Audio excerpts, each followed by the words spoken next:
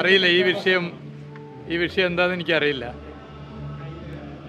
ഈ കോൺഗ്രസിൽ നിന്നും ആളുകൾ ഇങ്ങനെ പോകുന്നതിൽ യഥാർത്ഥത്തിൽ എന്താണ് കാരണമെന്ന് കോൺഗ്രസ് പാർട്ടിയുടെ നേതൃത്വം പഠിച്ച് അത് തിരുത്താനാണ് അവർ തയ്യാറാവേണ്ടത്. കോൺഗ്രസ് ഞങ്ങളിലേക്ക് വരികയാണെങ്കിൽ നല്ല കാര്യം, കാരണം ശരിയായ ഒരു പാതയിലേക്കാണ് വരുന്നത്.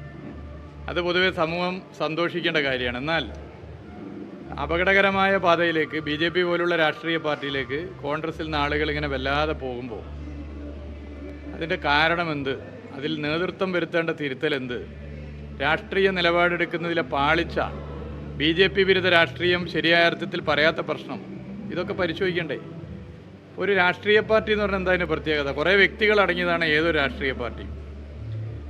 ആ രാഷ്ട്രീയ പാർട്ടി ഏതൊരു പാർട്ടി ആയിക്കോട്ടെ, ആ പാർട്ടിയുടെ ആശയം, പുതിയ കാലത്തെ രാഷ്ട്രീയ പ്രാധാന്യമുള്ള വിഷയം, ഇതൊക്കെ ആ പാർട്ടിക്കകത്ത് പാർട്ടി റാങ്ക് ആൻഡ് ഫയലിലാകെ പറഞ്ഞ് പഠിപ്പിച്ച് പോലാണല്ലോ പ്രധാനം.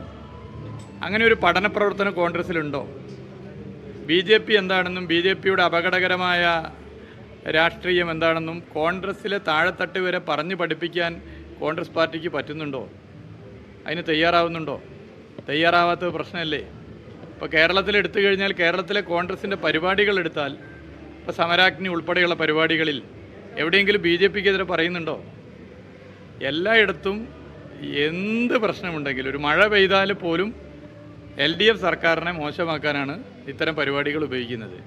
അപ്പോൾ ഇത് കേൾക്കുന്ന ആളുകൾക്കിടയിൽ, കോൺഗ്രസിൻ്റെ പരിപാടിയിൽ വരുന്ന കോൺഗ്രസ്സുകാർക്കിടയിൽ LDF ആകെ മോശമാണ്, എന്നാൽ BJP വലിയ തിരക്കേടില്ലാത്ത സാധനമാണ്, അതിന് പ്രത്യേകിച്ച് നമ്മുടെ നേതാക്കന്മാരൊന്നും പറയുന്നില്ല, എന്നാൽ ഒന്ന് പോയി കളയാം BJPയിലേക്ക് എന്ന ചിന്ത വരുന്നത് തിരുത്തണ്ടേ?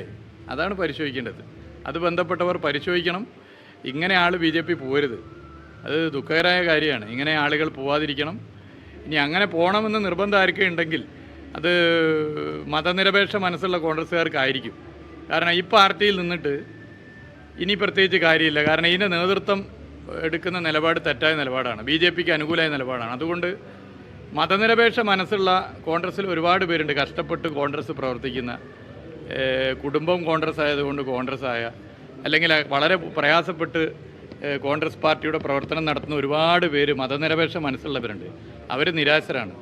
അവരോടൊക്കെ ഒന്നേ പറയാനുള്ളൂ, നിങ്ങൾക്ക് വേണ്ടി 2 വാതിലുകൾ ഇവിടെ തുറന്നിട്ടിരിക്കുകയാണ്, എപ്പോൾ വേണമെങ്കിലും വരാം. അതാണ് ശരിയായ പാത എന്നുള്ളതാണ് അതിൽ പറയാനുള്ളത്.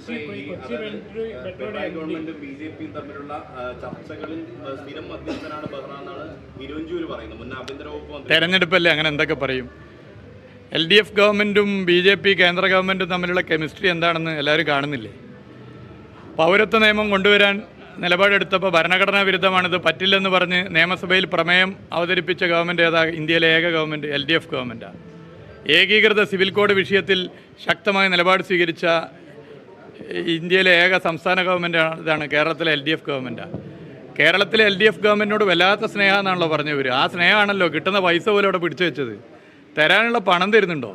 തരുന്നില്ലല്ലോ. അപ്പോൾ ഇതൊക്കെ ജനങ്ങൾക്കറിയാം. അതുകൊണ്ടാണ് കേരളത്തിൻ്റെ ചരിത്രത്തിൽ ആദ്യമായി ഒരു LDF തുടർഭരണം ഉണ്ടായത്. BJP ഗവൺമെൻറ്റിനോട് പോരാടാൻ തയ്യാറുള്ളവരാണ് കേരളത്തിലെ LDF ഗവൺമെൻറ്. കേരളത്തിൽ LDF ഭരിക്കുന്നതുകൊണ്ടാണ് ഞങ്ങൾ സുരക്ഷിതർ എന്ന മലയാളിയുടെ ചിന്തയാണ് LDFൻ്റെ തുടർഭരണത്തിൻ്റെ പ്രധാന കാരണങ്ങളിൽ ഒരു കാരണം. അതൊക്കെ എല്ലാവർക്കും അറിയാം. അത് പൊളിക്കാൻ വേണ്ടി ഇജ്ജാതി വർത്തമാനം പറഞ്ഞുകൊണ്ടൊന്നും ഒരു കാര്യമില്ല. അതൊക്കെ ജനങ്ങൾക്ക് അറിയുന്ന കാര്യമാണ്. എനിക്കറിയില്ല, അറിയാത്ത കാര്യം ഇപ്പോൾ ഞാൻ പറഞ്ഞിട്ട് കാര്യമില്ല. എനിക്ക് അത്തരം വിഷയം അറിയില്ല. ഞാൻ പൊതു രാഷ്ട്രീയമാണ് പറയുന്നത്. അല്ല, അങ്ങനെ നമ്മൾ ഒരാളെ ചെറുതാക്കി ഒരാളെ വലുതാക്കി ഒന്നും പറയുന്ന രീതി ഇടതുപക്ഷത്തിനില്ല. ഇടതുപക്ഷം ജയിക്കും. വടകര ആയാലും കോഴിക്കോടായാലും LDF ജയിക്കും. ജനങ്ങളുടെ വലിയ മാറ്റം കാണുന്നുണ്ട്. ഞങ്ങളിപ്പോൾ രാവിലെ ഇറങ്ങുകയുള്ളൂ ഇതിനു വേണ്ടിയിട്ട്. 2019 പറ്റിയതൊരു അബദ്ധമാണ്, ഇടതുപക്ഷത്തിന് അംഗബലം വർദ്ധിപ്പിക്കണമെന്ന് ഇങ്ങോട്ട് പറയുകയാണ്. ഞങ്ങൾ അന്ന് 2019 കോൺഗ്രസിനെ വോട്ട് ചെയ്ത്. ഇത്തവണ മന്ത്രി മുഹമ്മദ് റിയാസാണ് മാധ്യമങ്ങളെ കാണുന്നത്. പത്മജ വേണുഗോപാലിൻ്റെതടക്കം BJP പ്രവേശനത്തെ പരിഹസിക്കുകയായിരുന്നു അദ്ദേഹം. BJPയിലേക്ക് പോകുന്നതിന് പകരം LDFയിലേക്ക് വരാമായിരുന്നു, അതാണ് ശരിയായ പാത എന്നാണ് മുഹമ്മദ് റിയാസ് ഇപ്പോൾ മാധ്യമങ്ങളോട് പറഞ്ഞത്.